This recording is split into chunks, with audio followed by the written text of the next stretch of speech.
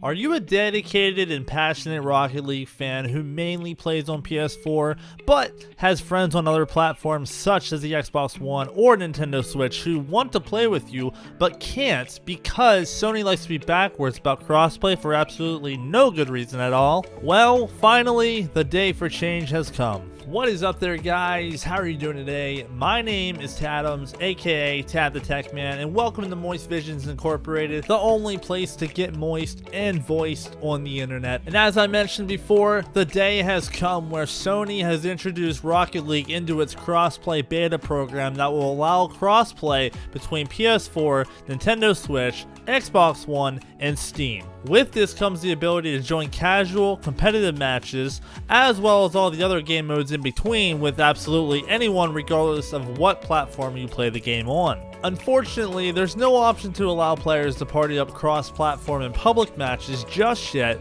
but according to the official Rocket League blog post, that feature will be coming in the first update of 2019.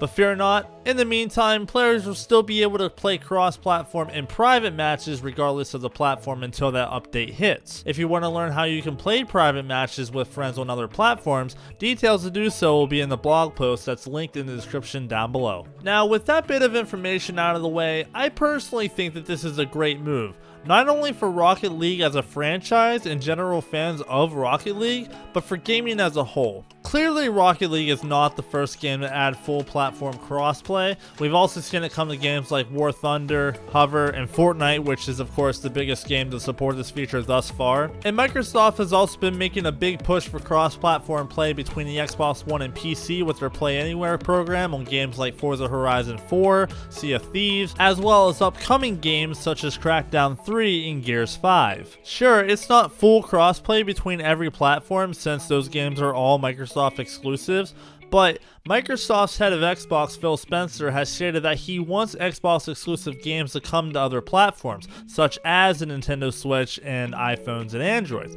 So it wouldn't be too surprising if we saw some sort of crossplay functionality with those devices if any Xbox exclusives were to come to those platforms. But that's a topic for an entirely different video. I do believe that crossplay is the future of gaming going forward and will play a huge part in the upcoming console generation with the PS5 and Xbox 2, or whatever Microsoft decides to call the next Xbox. And we will start seeing more and more games support the crossplay feature from both AAA first-party and third-party developers even more than we have thus far. I would love to have crossplay and definitely cross-save functionality in games like Rainbow Six Siege or Overwatch. And while we're on the topic of crossplay and cross-save, please keep in mind that this is all pure speculation.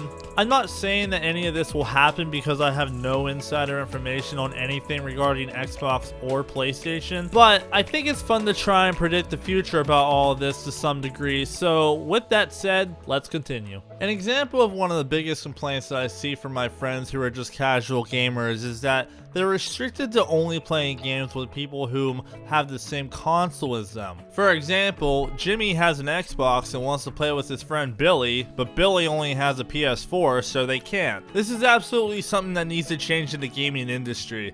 If you take a look around at other forms of media such as movies, this problem doesn't exist.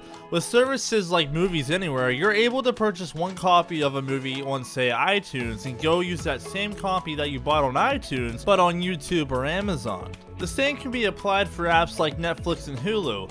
These apps work on a myriad of different devices ranging from your cell phone to an Apple TV, but it doesn't matter what device you use, the experience is still the same and everything you've already watched or content that you've already placed into a watch later list per se is remembered and brought with you through every device no matter what. It would be pretty ridiculous if Hulu, Netflix, or even YouTube only worked on one device, so why should video games be any different? They shouldn't be, and both Microsoft and Sony know this.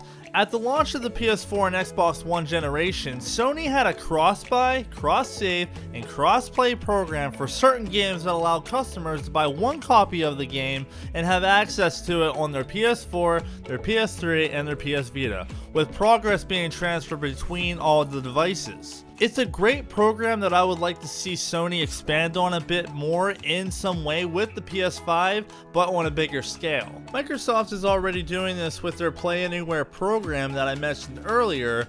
You get 2 copies of the game, one for Xbox and one for PC for the price of 1 copy.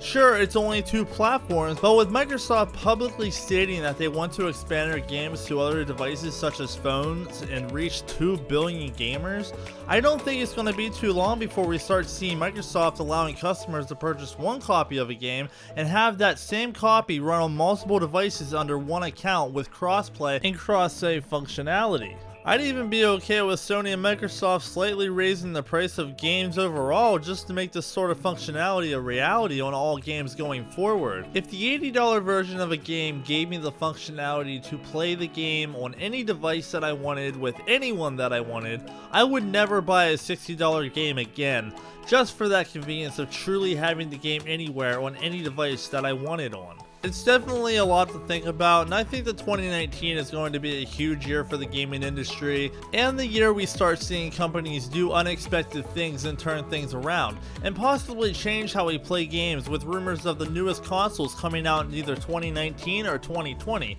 And also things just like Project xCloud that will allow you to play Xbox games on your phone or tablet. And it's also going to be interesting to see what PlayStation has up their sleeve with their PlayStation Now service. We're expecting to hear a lot of awesome stuff in 2019. I'm really excited to see what this year has in store for us.